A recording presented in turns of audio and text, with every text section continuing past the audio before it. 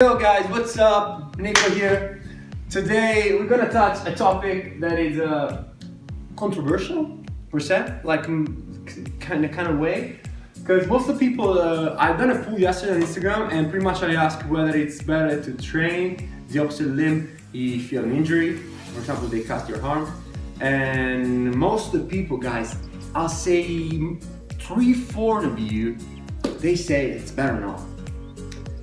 And here I brought you guys the proof that actually you can have benefits with training the opposite limb when an injury occurs or when you're incapable to train the other limb, the contralateral limbs. That's the way they call it.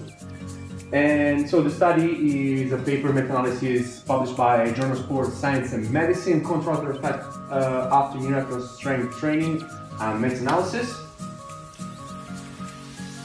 They analyzed, the aim of this meta-analysis was to deduce which unilateral strength training load would enable the biggest strength increase to be obtained in the inactive contralateral limb.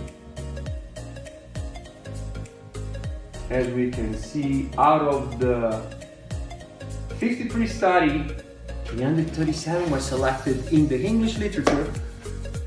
53 study out of the 337, and then they further skimmed down to 10, because 43 were excluded for methodological reasons, so you don't know what. And the table were below, And the final sample of the 10 study for this work, the one we're going to analyze as well later on is going to be the one by Lepley and Permez May 2014, because they utilize the kind of training that seems to be more ideal to have the better strength gains. And training intervention. So out of the 10 study, you got 2 of them utilizing reps until muscular failure, so reaching muscular failure. The other 8 instead were using a mean volume of 4.4 sets with some deviation 1.7 and 10 repetition with some deviation 3.5. So pretty much as a mean 4 sets, 10 reps, okay? The results obtained show a significant improvement in strength gains for the reps, for the group, the 8 studies, they utilize 3 to 5 sets of 8 to 15 reps. So if an injury occurs, the kind of type of training you want to use in order to acquire strength, not just lose, maintaining and maybe acquiring well, you want to do 3 to 5 sets, 8 to 15 repetition with eccentric contraction only. Is the one that worked the most. If you want to add a concentric contraction, then why not? But according to the study, the training protocol that worked the most were the 3 to 5 sets, 8 to 15 repetition with 1 to 2 minutes rest in between, with mainly an eccentric contraction. The conclusion is here in the bottom. You can analyze, as you say, like 3 to 5 sets, as I said. Same things.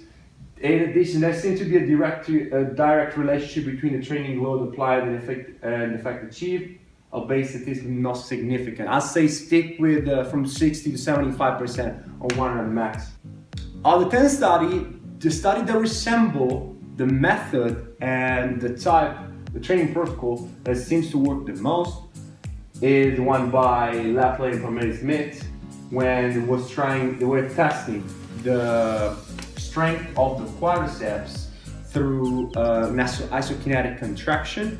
So they use a 30 degrees per second and 60 degrees contraction and concentric and eccentric modes. And the great results have been seen with exercise with eccentric section result in mode specific and also specific gains in quadriceps strength in an exercise limb. So whether you perform 30 degree per second or 60 degree per second, the greatest results are seen when performing these exercises on the eccentric contraction mainly and only. So guys, hopefully this video kind of clarifies this kind of topic. I know it might be a bit controversial and it's a kind of a myth busted in my opinion. And hopefully this thing helped you guys a lot. I try and I do my best to back it up everything with literature, otherwise I won't speak.